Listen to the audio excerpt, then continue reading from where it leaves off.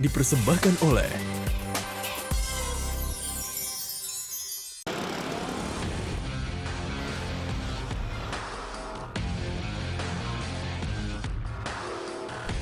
Bayangkan, dalam sehari pasangan Sandi dan Ica harus membuang waktu lebih dari 6 jam di jalan pergi pulang dari rumah ke tempat kerja.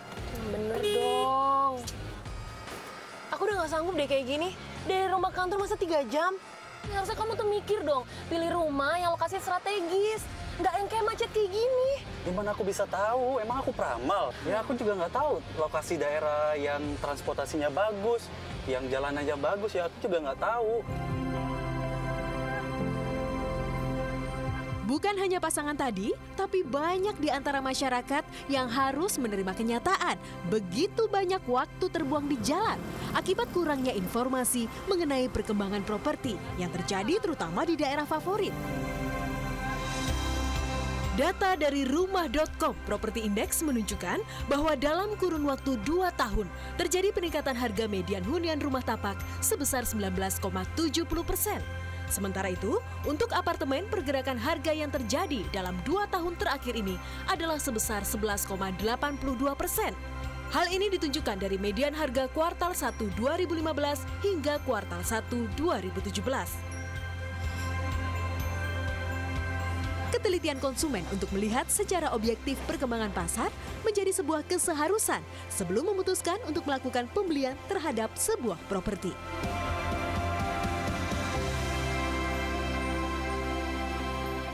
Bener banget sih Anissa dan juga pemirsa ya, apalagi Jakarta ini yang super macet, super padat, jadi kita nggak boleh salah memilih hunian ya. Dan kalau mau tahu cara memilih hunian yang tepat, nah ini nih saatnya karena kita sudah hadirkan pakar properti dari rumah.com di studio. Selamat pagi. Apa kabar Pak Wasudewan? Kabar baik, terima kasih. Apa kabar Pak? Langsung Kabar aja nih ke pertanyaannya karena pemirsa juga sudah penasaran pastinya ya. Nah pertanyaan pertama saya nih Pak ya, bagaimana sih kondisi atau perkiraan pasar properti di Indonesia saat ini nih Pak? Perkembangannya seperti apa? Ya, jadi kalau kita lihat perkembangan properti di Indonesia 2 tahun ini memang kita lihat secara tren jangka panjang naik. Ya, meningkat. Apalagi 2 tahun belakangan ini kita lihat cukup menggeliatnya pembangunan infrastruktur. Bukan cuma di Jabodetabek, tapi juga di luar Jabodetabek. Jadi kita lihat begitu banyak munculnya pusat hunian baru gitu ya. Dan ini yang kita lihat memang memberikan efek cukup besar. Bukan cuma buat industri properti, tapi juga buat perekonomian nasional. Artinya investasi yang sangat menjanjikan juga ya properti ini ya. Nah, benar. Kalau saya berbicara soal rumah tapak secara nasional nih, apa sih yang paling berkembang? Apakah berdasarkan fasilitasnya atau berdasarkan infrastrukturnya nih penyebab mereka bisa berkembang? Ya. Menarik mengenai rumah tapak kita lihat, jadi dari datanya kita kuartal 1 2015 sampai 2017 kuartal 1, ada 2 yang memiliki pertumbuhan paling tinggi. Kalau secara nasional tadi kita sama-sama lihat pertumbuhannya sekitar 19,8%. 2 daerah yang cukup tinggi pertumbuhannya adalah satu Jakarta, yang kedua Bekasi. Nah pertanyaan Mbak Anissa tadi infrastruktur atau fasilitas. Di Jakarta, kenapa pertumbuhan propertinya cukup tinggi kenaikan harganya? Karena memang Jakarta ini merupakan pusat pemerintahan, kemudian juga merupakan pusat bisnis. Hampir semua perusahaan besar memiliki kantor di Jakarta ya. So that's why setiap karyawan mereka pasti pengen tinggal di daerah Jakarta. So that's why makanya harga properti di Jakarta khususnya menengah ke atas itu pasti cukup naik.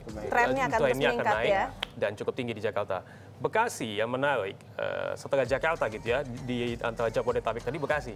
Karena memang pembangunan infrastruktur. Tadi kalau Jakarta fasilitasnya cukup memadai, udah cukup lengkap. Kalau di Bekasi pembangunan infrastruktur itu cukup signifikan. Mulai dari pembangunan jalan tol, ya ada becak kayu di sana. Kemudian pembangunan LRT sampai koridor Bekasi Timur. Ini yang akhirnya menyebabkan harga hunian yang ada di sekitar Bekasi tadi cukup tinggi naiknya. Ikut naik juga ikut naik tinggi. Nah, kalau kita membahas soal apartemen nasional dan Jabodetabek nih, bisa seperti apa demand hunian kompak di pasar apartemen nih, Mas? Tadi kalau kita rumah tapak nasional, secara nasional ya, sekarang apartemen nih bagaimana nih? Ya. Nah, ketika kita melihat rumah tapak dengan apartemen, ketika kita bandingkan, pasti semua orang pengen punya rumah tapak. Iya, karena kayaknya kalau budaya di Indonesia, kayaknya kalau apartemen tuh belum rumah gitu ya. Tapi kan sekarang mungkin ada pergeseran ini nggak, values nggak tentang itu? Nah, itu dia. Jadi tadi semua orang pengen tinggal di rumah tapak, tapi kan kendalanya apalagi sekarang kita lihat harga rumah tapak di Jakarta cukup tinggi. Ya, jadi banyak kalangan muda dan juga pencari properti yang akhirnya memilih atau menyiasati ini dengan memilih tingkat hunian selain rumah tapak. Artinya munculnya alternatif apartemen. Apartemen ya. Ya. Jadi ketika kita melihat apartemen, ada 2 lokasi juga yang kita lihat, 3 lokasi bahkan, yang kenaikan harga apartemen cukup tinggi selama 2 tahun. Ya. Yang pertama Jakarta. Ya, Jakarta ini menjadi solusi alternatif buat mereka yang ingin tinggal di Jakarta, tapi tidak mampu untuk beli rumah tapak. Jadi mereka memilih untuk tinggal di apartemen. Yang kedua dan yang ketiga yang memiliki kenaikan harga cukup tinggi adalah Depok dan Bogor. Apartemen di Depok dan Bogor. Apartemen di Depok dan Bogor. Menarik kenapa? Ya, kenapa? Karena kita lihat Depok dan pertama kita bahas Depok. Saat ini ada lebih dari 2 pengembang nasional yang fokus di Depok, mengembangkan skala, jadi bukan lagi bangun 1-2 apartemen, tapi mereka membentuk township, membangun township di sana. Jadi kota mandiri gitu ya? Yes, jadi di Cimanggis satu, kemudian di Depok itu sendiri. Kenapa? Karena memang saat ini Depok cukup dekat dengan Jakarta.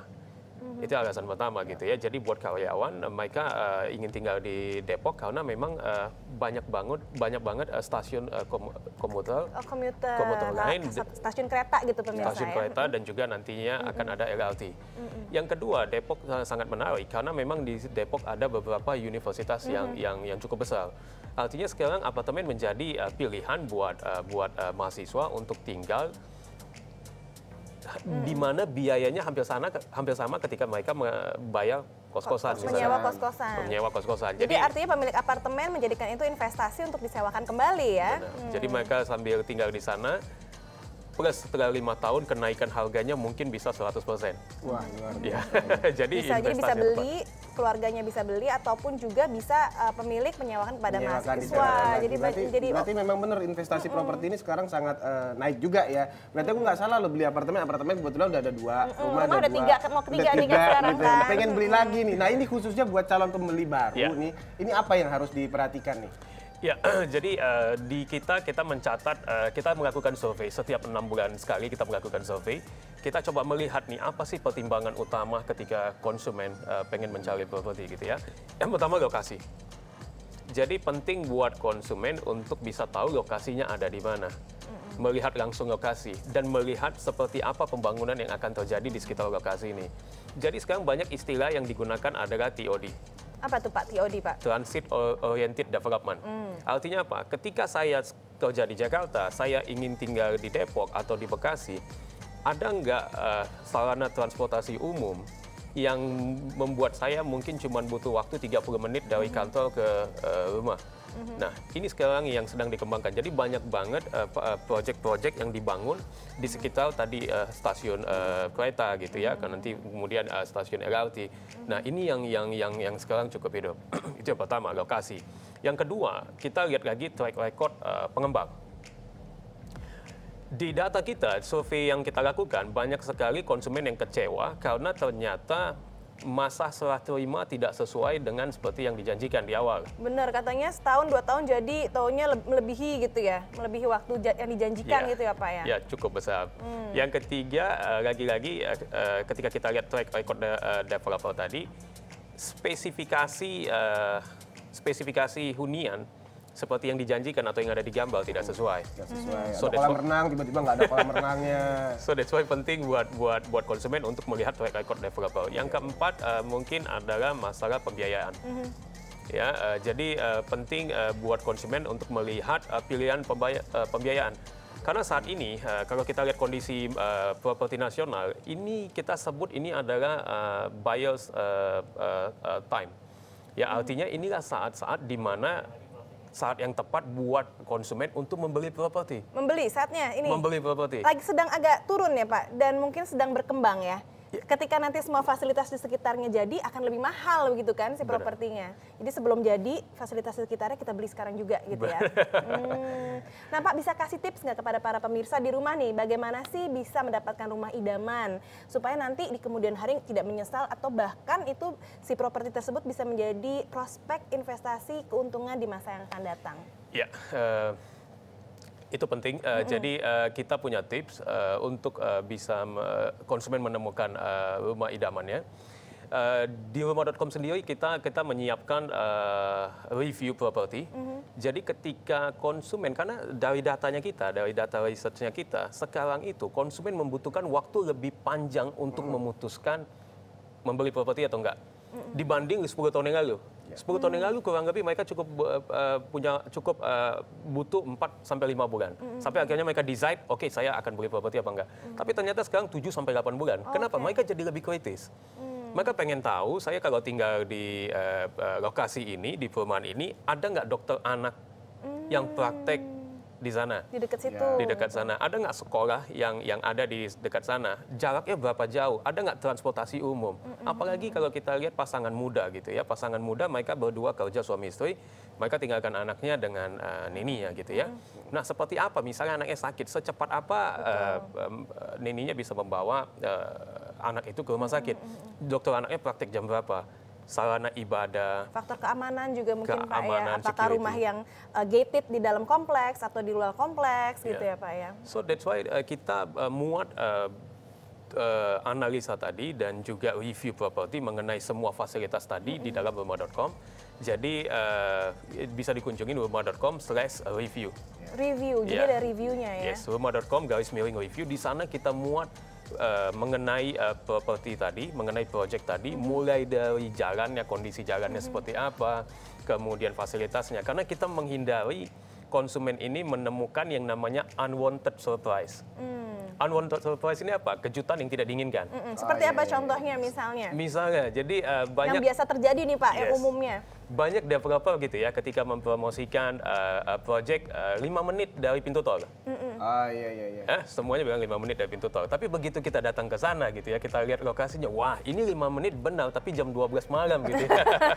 Nah, so that's why kita di dalam review property itu kita menggunakan Google Maps. Itu kita gunakan Google Maps, jadi kelihatan jarak dari pintu tol ke lokasi itu berapa kilometer dan durasinya berapa lama. Oh, sampai sedetail itu ya sampai Pak ya? Sedetail itu. Secara detail gitu kan? Karena kita memuat berita itu secara independen, review itu secara independen. Jadi kondisi jalan di sekitar sana mungkin 2 kilo dari proyek, kondisi jalannya berlubang atau apa, itu kita buat.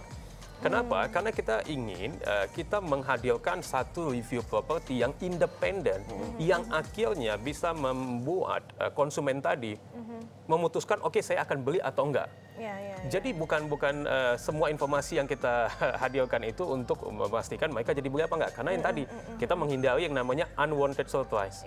Jadi win-win solution Pak. Developernya juga bisa laku dengan baik dan yang juga yang membelinya juga bisa mendapatkan sesuatu yang seperti yang diinginkannya gitu. Karena banyak sekali iming-iming yang bagus-bagusnya gitu kan. Kadang-kadang yang bener 5 menit udah sampai tol, ternyata teras kita harus hilang karena udah jadi jalur tol nanti ke depannya. Itu kan yang paling penting. Jadi buat pemirsa di rumah, kalau mau beli rumah ini harus diperhatikan banget itu kayak lokasi, analisa atau prospek kedepannya seperti apa. Jadi jangan sampai kayak beli kucing dalam karung ya. Dan pastikan untuk selalu mengecek rumah.com sebagai panduan untuk membeli rumah. Itu pokoknya yang paling penting ya. Oke, kalau gitu sekali lagi terima kasih Terima Bapak kasih. Wasudewan. Sama-sama, terima kasih. Studio selamat pagi. Selamat pagi. Semua kita bisa mendapatkan tips-tips untuk membeli rumah ya. Baik. Dan pemirsa selamat pagi, saatnya kita berdua harus pamit. Kita ketemu lagi besok di jam yang sama ya Anissa ya. Pasti dong, masih bersama saya Anissa Pohan. Dan Seri Indrawan, tonton terus. Selamat pagi. Dipersembahkan oleh Terima kasih. Terima kasih. Terima kasih, Anissa. For all my day ones, two middle fingers for the haters. Life's only getting greater. Straight up from nothing we go. Higher than the highest skyscraper. No little league we major. The proof is in the paper. We put the good in the good in the good life. We put the good in the good in the good life. We put the bad in the past. Now we alright. Hey Lonnie, I got you. Yeah, and it's a feeling that I can't explain. How you make it in your team still stay the same. Stay down from the jump and they never change. Man, it's a moment I could never trade. Yeah, I told my moms not to stress no more. Go hit the Bentley store and no credit card debts no more. I bought the crib and it's an escrow now, so you don't never have to worry about how you gon' pay rent no more. I put my team in position, now they making a killing, stacking blue faces.